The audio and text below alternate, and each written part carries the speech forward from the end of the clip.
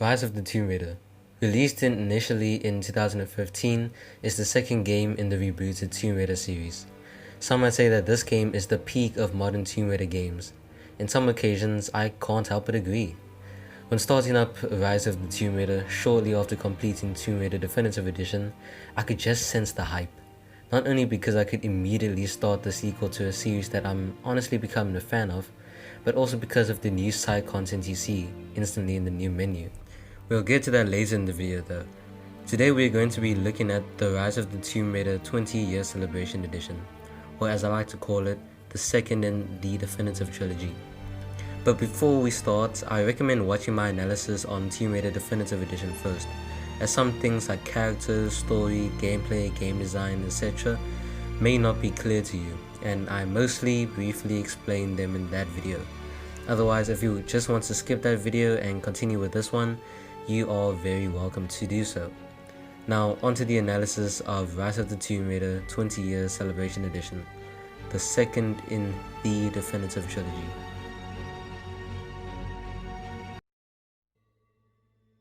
A full year after the events of Tomb Raider, Lara is having troubles explaining what happened in Yamatai. She examines her father's research on the lost city of Katesh. This new chick who looks like she's been on pills every 30 to 40 minutes for 48 hours straight, named Anna, who also happens to be Lara's father's partner, tells Lara that her father's obsession caused him to commit suicide. Lara still proceeds to start an expedition to the forgotten cities in Syria to uncover the tomb of the prophet Constantinople. She is then interrupted by Trilogy, an organization of paramilitary that investigates the supernatural, as well as their leader, Constantine.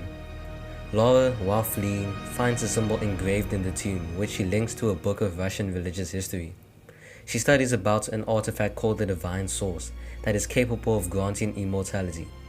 Lara and Jonah now being a permanent secondary protagonist, head to Siberia but are separated by an avalanche. Lara is shortly captured and brought to a gulag in a Soviet-era base in operation to find Katesh. It is then revealed that Anna is working with Constantine, who is, surprise surprise, her brother. Trying to escape captivity, Lara meets a dude named Jacob, as they both escape the gulag and help each other out. Even though Lara is skeptic of Jacob. A few sequences later, eventually leading to a valley, Lara finds out that Jacob is a leader of the valley, and the leader of the remnants. Trinity tends to attack them frequently, justifying religious purposes, and I am not religious, so I'll skip the explanation. Later on, it is revealed that Anna suffers a terminal sickness and seeks the Divine Source to cure herself. Jacob warns Lara that the Divine Source is different than expected. Series of events lead to another. Lara reunites with Jonah, who is found by the remnants, but he is captured after Lara discovers the path to Katesh, so she proceeds to rescue him. Jonah is then brought to Jacob, where Lara realizes that Jacob is the prophet, given immortality by the Divine Source. Lara has only one mission left, to stop Trinity before they use the Divine Source. Battling through Trinity soldiers and the Immortal Guardians, Lara encounters and battles Constantine, critically wounding him in the process. Before dying, Constantine tells Lara that her father didn't commit suicide, but was assassinated by Trinity. Lara enters the chamber to find Anna with the Divine Source, overwhelmed by its power. Lara picks it up and destroys it, causing the Immortal Guardians to perish as well as Jacob's immortality.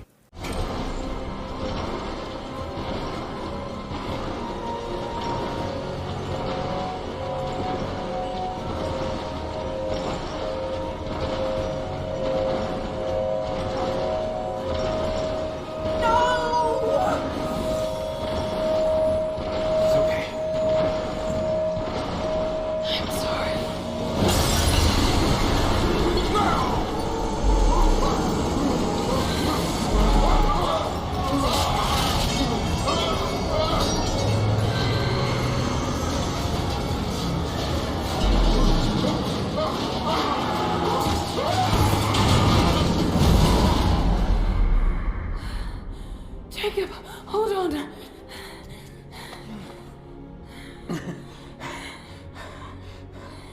I've held on for too long already. You know I destroy it. my years, I've met few as extraordinary as you.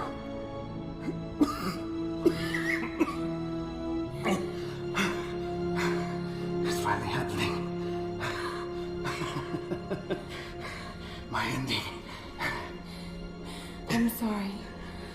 All I wanted was to make a difference. You already have. You already have. Jacob then disintegrates, knowing his time has come. 2 weeks later, Laura and Jonah, who are at Croft's Manor, speak of their next expedition. Destroying the source was the right thing to do. I still feel like I let him down. I think you would have made the same choice. Come on. You've got a plane to catch.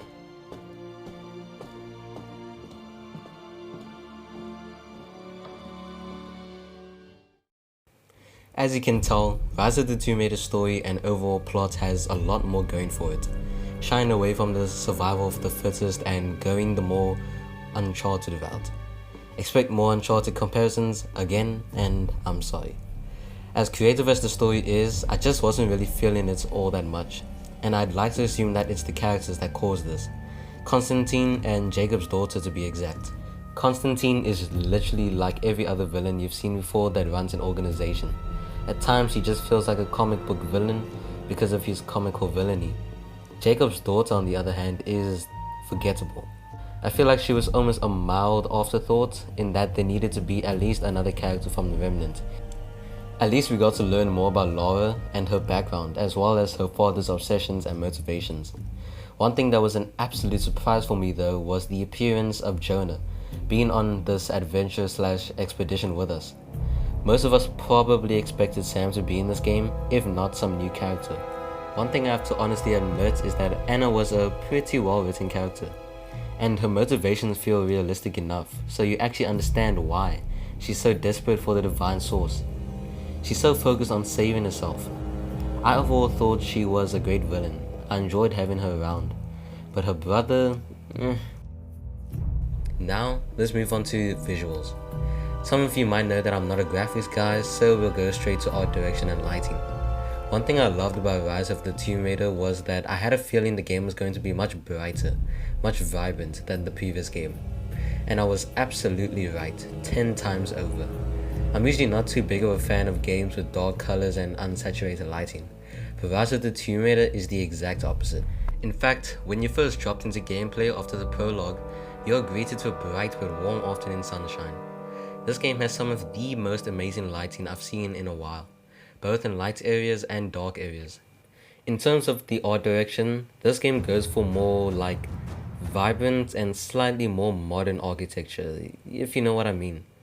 Compared to the previous game, which was more cold colored and had more ancient architectural design. This is also great because the art direction gives an entirely different tone. While Tomb Raider Definitive Edition gave off this cautious fight for survival approach, Rise of the Tomb Raider gives you this explore everything and shoot some bad guys approach. Gameplay is mostly the same than in the previous game. The controls and other gameplay mechanics have been directly brought over, but new traversal mechanics like sprinting, swimming and rope swinging, as well as survival mechanics like crafting arrows, manually healing yourself, and crafting special arrows enhance the gameplay so much more. First, let's talk about the survival mechanics. Survival Instincts has been brought over and is much more transparent due to the brighter lighting, so no more headaches and nausea. But I think the star of the show is the crafting. Laura now has the ability to craft arrows and special arrows from the resources she collects. Now usually I'd be frowning upon this mechanic since I dislike survival games for having tedious scavenging due to the lack of accessible resources. But Rise of the Tomb Raider luckily makes scavenging for resources and ammo quick and easy. Resources are accessible and a lot is rewarded. Remarkable range. As for the traversal mechanics, rope swinging is honestly my personal favorite due to my love for platforming. One thing that I accidentally forgot to mention in the Tomb Raider Definitive Edition video is this game's platforming. The platforming is very similar to Tomb Raider Definitive Edition, but with the addition of rope swinging. Rope swinging is an absolute game changer. Later on in the game, you acquire quite a unique platforming tool in the form of arrows. These arrows allow for you to shoot at rocky or soft wall surfaces. This is a pretty cool tool, but I have to question how those arrows can carry Laura's weight without snapping. Not that she's overweight, but hey, video games. Let's finally talk about the combat. My one issue with the previous game's combat was the cover system and weapon selection. They didn't improve the cover system unfortunately, but I was stunned by the weapon selection. Instead of being stuck with one gun of mostly each type and building off of them, you can now select different types of guns. SMGs, long rifles, and semi-automatic shotguns are now available, as well as different bows. But a nice subtle detail to the reticle that I like a lot is when it shows that you're aiming for a 100% confirmed headshot for the stealth folks and sharpshooters out there. Speaking of stealth, like modern PS4 games, you are able to hide in bushes. You can even go Assassin's Creed style and chill on a branch while waiting for an air assassination kill. The map or world design is much more open-ended than in the previous games. It's still a semi-open world game, but due to this larger scope, there's a lot more to do and discover, which we'll talk about next.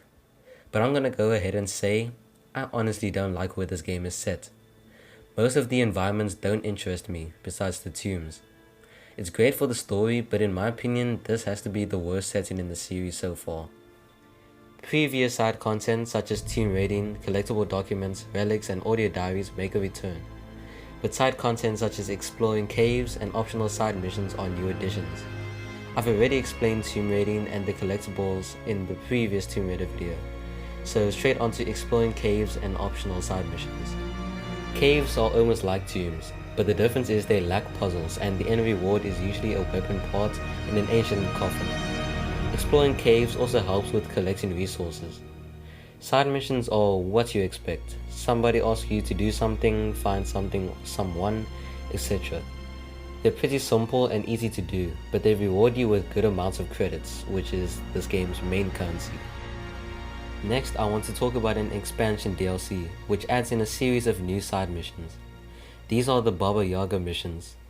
These are technically a short side campaign where you need to find a girl's grandfather who was lost in a place where a witch sets up a series of flowers with hallucinogenic pollen, which leads to a really awesome boss fight with the witch, who turns out to be the girl mentioned earlier's assumed to be dead grandmother. Now there is a completely different campaign that can be played called Blood Ties. Now I didn't finish it because it was just kind of boring, but maybe I'll review it in a separate video. And lastly, we have expeditions. These are more linear side modes. They consist of replaying chapters but being able to earn scores, remnant missions where you do 5 objectives to help or save remnant members, and endurance, which is survival mode where you need to gather as much resources and survive for the longest period of time and extract. You can also search caves as well as kill animals and human enemies to survive. You also need to prevent getting too cold or hungry. This mode is an absolute blast when playing with friends, and is surprisingly the only mode where you can play co-op or multiplayer. Then you have DLC add-on expeditions. Law's Nightmare, which is almost like old school Black Ops zombies, except you have a much clearer objective and there's no surviving waves. And then there is Cold Darkness Awakened, which is almost like World War II's Nazi zombies because it's more about the objectives than the zombies. Rise of the Tomb Raider is a big sequel. It improves the previous game in almost every segment. Besides no major improvements to the cover system and my dislike for the game's setting, I can understand why this game is up there with the greats.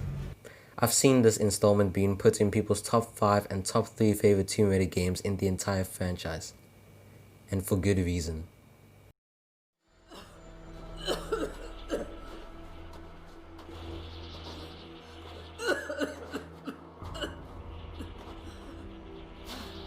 Anna, you said another Croft doesn't have to die for this. What did you mean by that? You killed my father, didn't you? Trinity ordered his execution. I couldn't do it. You're lying. I loved him. No! It's done. Good. What about Croft?